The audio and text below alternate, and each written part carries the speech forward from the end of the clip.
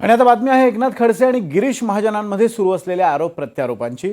मी राष्ट्रवादी काँग्रेस कधीही सोडली नव्हती असं वक्तव्य खडसे यांनी केलं आणि मला भाजपमध्ये येण्यासाठी आमंत्रण होतं असंही खडसे म्हणतायत।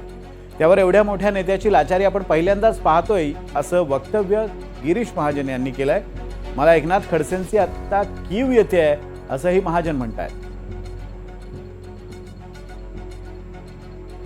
आता गणपती विसर्जनानंतर माझा प्रवेश होईल असं देवेंद्रजींनी सांगितलं होतं, परंतु माझ्या दृष्टीने आता भारतीय जनता पार्टीमधला प्रवेश हा आधीच विसर्जित झालेला आहे। गणेश विसर्जनाच्या बरोबरीला विसर्जित झालेला आहे। मी आता राष्ट्रवादी काँग्रेसमध्ये स्थायी आहे, राष्ट्रवादी काँग्रेसचा सदस्य आहे आणि राष्ट्रवादी काँग्रेसच्याच प्रचारामध्ये आज सहभागी झालेला आहे। मला वाटतं इतकी लाचारी मी पहिल्यांदा बघतो राजकारणामध्ये। आणि इकडे स्वतःला मोठा समजणाऱ्या नेत्याची लाचारी ही इतकी झालेली आहे। आता तुमच्या समोरच ते मला त्यांना सांगतायत, बाईट देत आहेत की मी त्यांना विनंती केली, मी त्यांना गेलो पण ते मला घेतच नाही, मी तिथे फोटोही काढले, माझा प्रवेशही झाला पण ते मला येऊ देत नाही। म्हणजे किती लाजिरवाणा हा विषय असेल मला वाटतं।